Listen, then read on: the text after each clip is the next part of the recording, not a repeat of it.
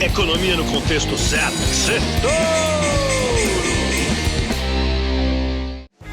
Boa noite, Brasil e ouvintes da Jovem Pan, bem-vindos a mais um Sextou, resumo da semana econômica no contexto certo. E essa semana foi dolorida, os ursos voltaram no mundo inteiro. A reputação da Suíça como o lugar mais seguro do mundo para deixar o dinheiro foi abalada. O anúncio do presidente Lula de que o novo arcabouço fiscal só vai ser divulgado em abril caiu mal entre os investidores. Os bancos centrais do Brasil e dos Estados Unidos jogaram um balde de água fria em quem achava que os cortes de juros estavam chegando.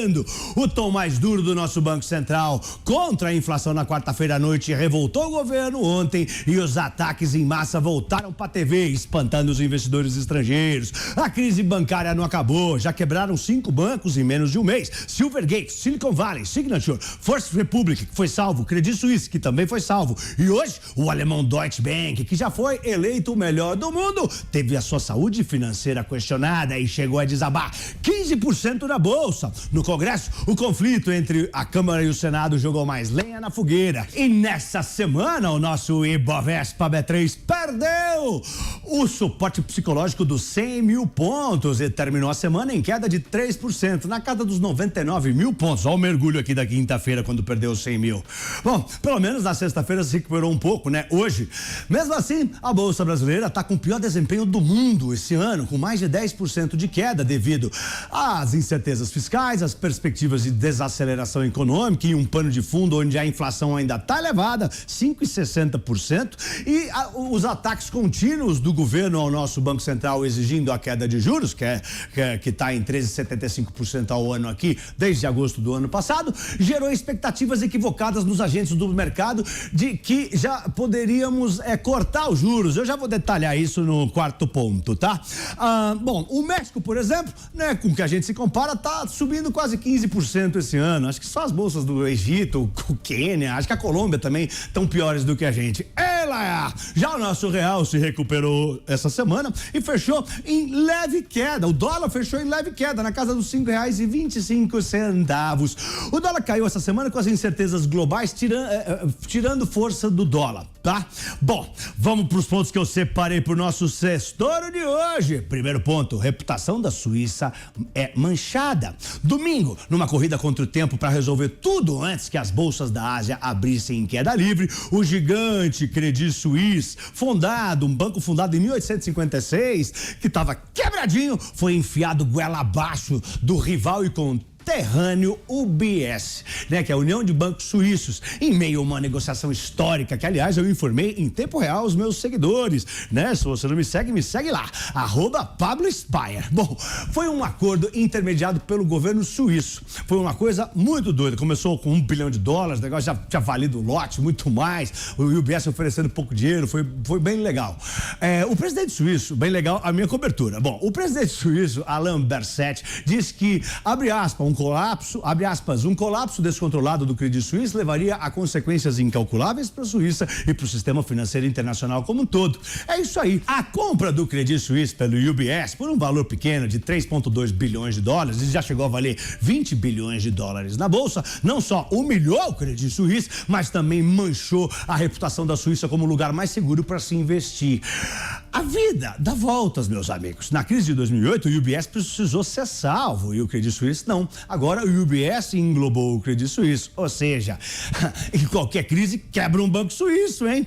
Hoje também saíram relatos de que os Estados Unidos estão investigando tanto o Credit Suisse como o UBS por terem ajudado oligarcas russos a se esquivarem das sanções do Ocidente na guerra da Ucrânia. Se confirmar, vai azedar. Segundo ponto do Sextou de hoje, juros sobem no mundo inteiro.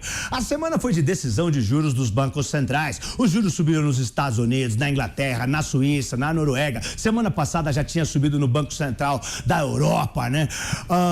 Só no Brasil viu que ficaram estáveis em 13,75 ao ano pela quinta vez seguida. Nos Estados Unidos, né, os juros subiram 0,25 bips, né, para uma nova banda. Nos Estados Unidos, os juros são uma banda entre 4,75 e 5. Subiu como era esperado. As palavras do presidente do Banco Central americano, Jerome Powell, de que o Fed chegou a cogitar uma pausa no ciclo de alta de juros, animou as bolsas. Mas depois ele não só falou que não enxergava corte de juros esse ano, mas que poderia subir os juros acima do esperado se fosse necessário para controlar a forte inflação lá nos Estados Unidos. Depois dessas declarações, as bolsas mergulharam lá fora e no mundo inteiro. De qualquer maneira, as apostas na CME, a Bolsa de Chicago, mostram uma probabilidade implícita de 90% de manutenção de juros na próxima reunião do Fed em maio e só 10% de chance de uma alta de 25 bips para uma nova banda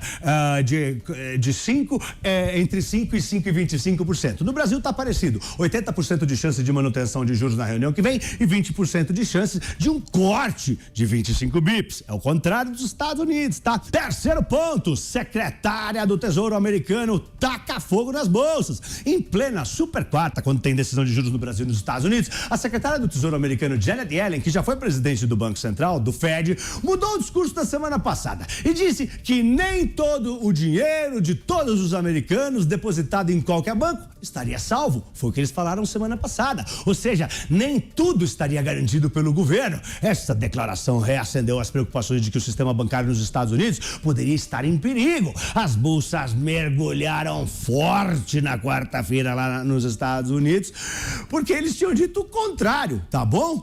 Sem contar que o presidente do Banco Central americano também estava falando e disse que não ia cortar os juros e o mergulho na bolsa foi forte. Olha o mergulho aqui na quarta-feira lá na América. Aqui mergulhou na quinta, tá? Bom, no dia seguinte, vendo o mau humor do mercado, com as falas dela, e ela recuou e falou, né, que os Estados Unidos estavam preparados sim para tomar medidas adicionais, para pagar tudo para todo mundo caso qualquer banco quebrasse. Quarto ponto, Banco Central do Brasil sobe o tom contra a inflação. E depois de muitas semanas, né, que o governo e seus apoiadores repetiram que o Banco Central poderia cortar os juros, teria espaço para cortar juros já nessa reunião ou na de maio, as apostas para um corte já na reunião de maio ganharam força entre os agentes do mercado, tomaram corpo. Mas a indicação do nosso Banco Central de que a expectativa de inflação ainda está alta e que os juros podem até subir para controlá-la se assim for necessário, foi o gatilho que fez a bolsa desmoronar e perder o patamar dos 100 mil pontos e desencadeou uma nova onda de ataques raivosos do banco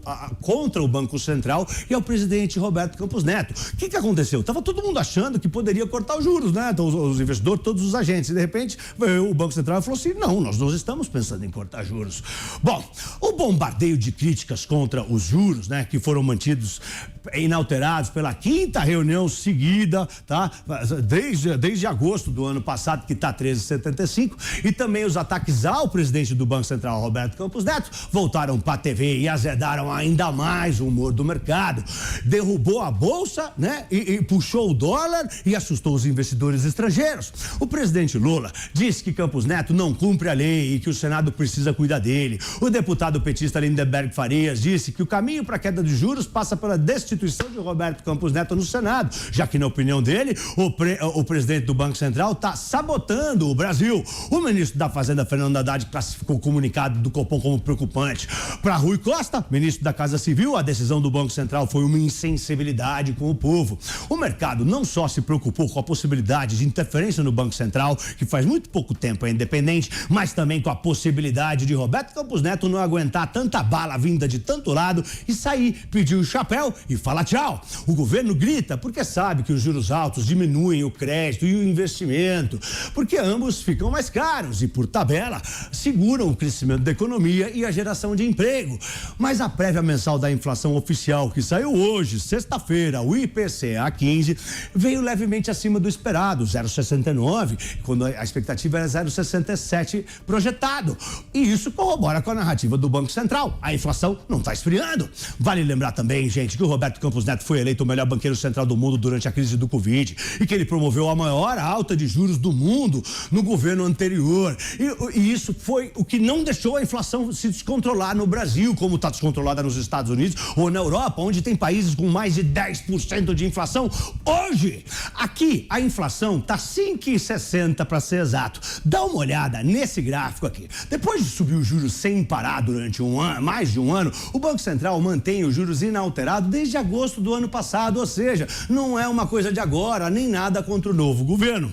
Quinto ponto, arcabouço fiscal adiado. O presidente Lula avisou que o novo arcabouço fiscal, que vai ajudar a controlar a dívida pública, só vai ser anunciado em abril, depois da volta da viagem da China. Mas a viagem para a China foi adiada. Não sabemos se ele vai domingo ou se ele vai depois, porque ele pegou uma pneumonia. O mercado estava achando que até quarta-feira passada, anteontem, todos nós saberíamos como que o governo vai controlar a explosão de gastos. E, aliás, o mercado esperava que isso pudesse ajudar o Banco Central, de alguma forma, né, a indicar um corte de juros na reunião de maio. O adiamento, pelo contrário, atrapalha o início do ciclo de corte de juros, que agora sabemos não está tão perto quanto muitos falavam. E o adiamento na apresentação caiu que nem uma bomba. Todo mundo sabe, se os juros não caem, quem cai é a Bolsa. Aparentemente, existe falta de consenso dentro do próprio governo em relação ao novo arcabouço. Sexto ponto do sextório de hoje, arranca-rabo entre Câmara e Senado. E o nosso Congresso também está brigando. Tem 26 medidas provisórias encalhadas e podem não ser votadas por falta de acordo entre o presidente da Câmara, Arthur Lira, e o do Senado, Rodrigo Pacheco. Isso pode prejudicar a governabilidade, dando sinal negativo para o mercado e aos investidores. O problema está no processo de votação, que na pandemia meio que privilegiou a Câmara e agora o Senado quer voltar ao sistema antigo, com ênfase no Senado. É isso. Bom, e pra semana que vem, a última desse trimestre, tem a viagem do presidente Lula à China, foi adiada, né? Mas pode ser que saia. Ele tá doente, né? Vão sair dados da inflação, vai sair o PIB dos Estados Unidos, a ata do Copom, que pode nos falar, né? Dependendo dos sinais, para onde podem ir os nossos juros, e é muito importante agora.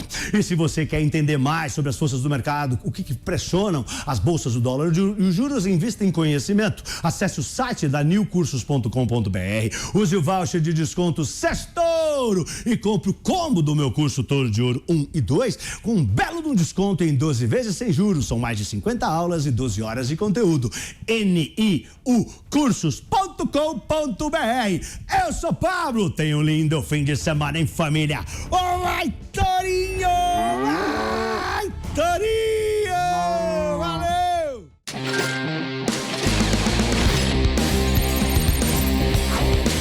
Economia no contexto certo. Sextou!